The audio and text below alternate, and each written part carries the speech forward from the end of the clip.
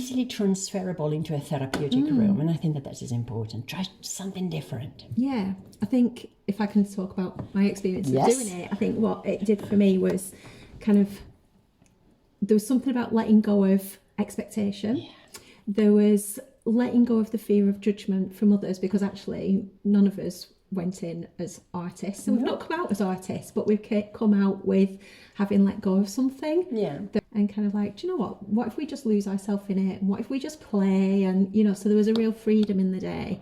And I think that, like, events like that for me, or happenings like that for me, mean that I take that away with me. It's, you know, it was really interesting to find, but also it was like the shift in me that was really nice, that I wasn't expecting. Kind of like oh my God, I was laying on the floor and I was drawing, and I was stood there with my eyes closed going like, yeah, what's Sometimes, this? you know, when we are making art, and when I'm talking to clients or to fellow artists, there is this kind of like expectation that I have to be good.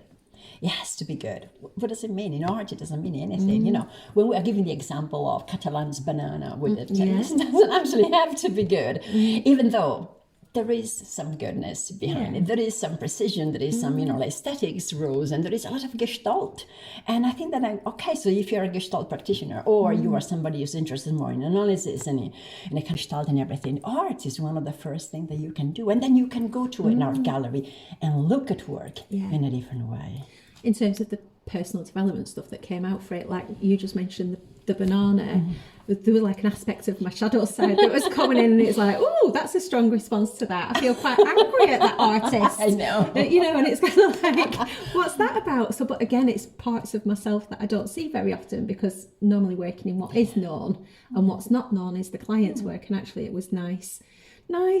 You know, that is also something that is extremely important. I'm trained as a chaplain, and of course I'm a sort of like practicing Hindu in a way, and that's, I pledge my allegiance to Advaita Vedanta.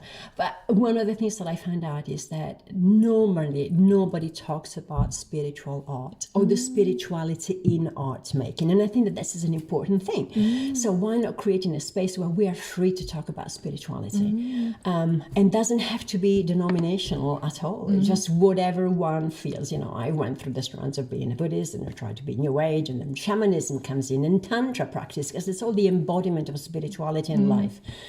And I think, you know, Elkins, a famous art critic and historian, he said spiritual art is just bad art. And I'm always pushing against this idea. Why does it have to be? And why just not just the spiritual, the sort of like a creative, artistic practice, literally in the making? Can that be a vehicle for a spiritual inquiry? Instead of actually making an angel, or creating an icon, or drawing, I don't know, whatever it is. There is an encounter there of a oneness with everything else that I think is just amazing. And then, you know, there are layers and layers and layers that people can explore, in the materials that we're going to be using and everything. Sorry, I feel like I'm ranting. But I'm so passionate about this aspect of art making.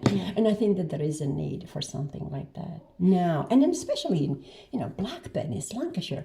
So we try to create a different kind of art, not just a representation. Yeah. And going back to the day, I think that that is the freedom of having a 3 hour, you know, 6 o'clock till 9 o'clock, one Monday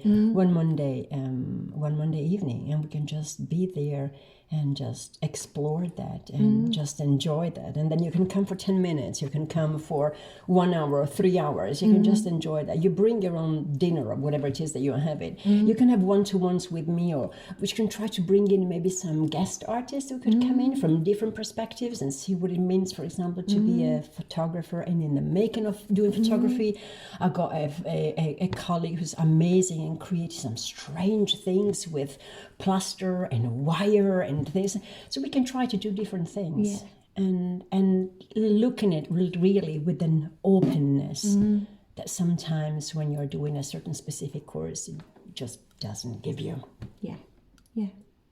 Is there anything else that you think? Just come and draw. I've got my pencil, just come and draw.